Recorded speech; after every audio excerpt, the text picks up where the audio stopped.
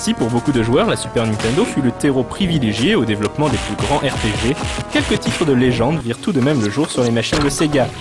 Il y eut bien sûr la saga Phantasy Star, mais aussi une autre série moins connue, également développée par Sega, Oasis.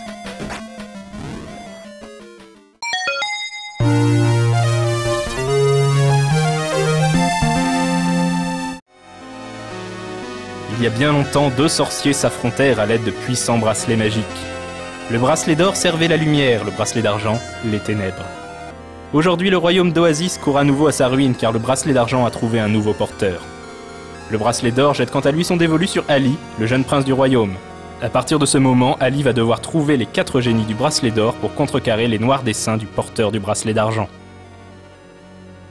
Beyond Oasis, plus connu sous le nom La Légende de Thor en France, est un action RPG qui met l'emphase sur l'action. Les combats sont très dynamiques avec une grande variété de combos possibles.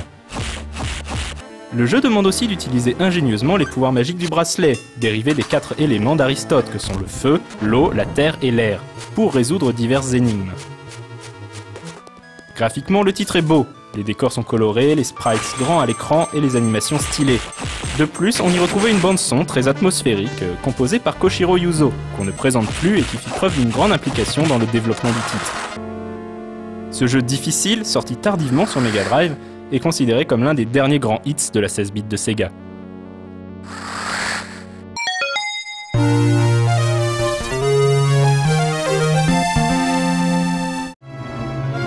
Au moment de sa sortie, beaucoup pensaient que Legend of Oasis n'était qu'un remake de l'épisode Mega Drive.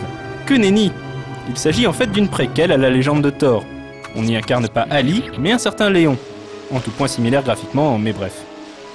Léon va évidemment recevoir le bracelet d'or et partir affronter les forces du mal qui cherchent à ressusciter Agito, le sorcier maléfique de la légende, porteur originel du bracelet d'argent. Bien que d'un gameplay très proche, Legend of Oasis fait une croix sur certains éléments RPG de son prédécesseur. Il n'y a par exemple plus d'inventaire à gérer, ce qui renforce le côté beat'em all du titre. D'un autre côté, le jeu propose des palais et donjons dotés de puzzles encore plus retors, puisqu'il n'y a pas 4 mais 6 esprits à invoquer grâce au bracelet. Legend of Oasis, comme Alundra sur PlayStation, fut donc un beau champ du cygne pour l'action RPG 2D sur console de salon.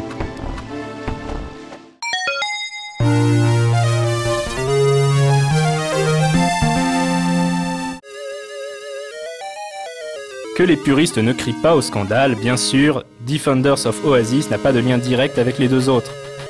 Malgré tout, il aurait été dommage dans une émission consacrée au jeu Oasis de ne pas parler d'un des meilleurs jeux de la Game Gear.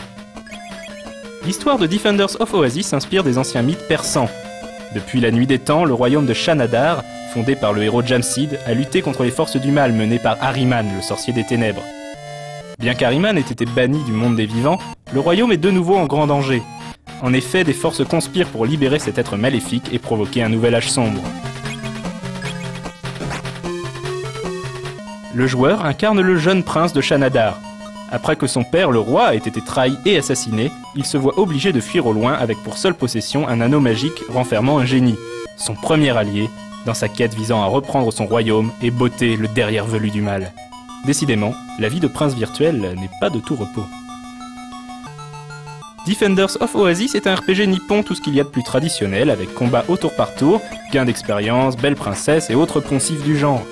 Cependant, il se révèle long et passionnant, et surtout propose un challenge à la hauteur des joueurs les plus aguerris. La saga Oasis a fait les beaux jours des consoles de Sega et a laissé un souvenir impérissable dans le cœur des joueurs, en particulier l'opus Mega Drive le plus connu.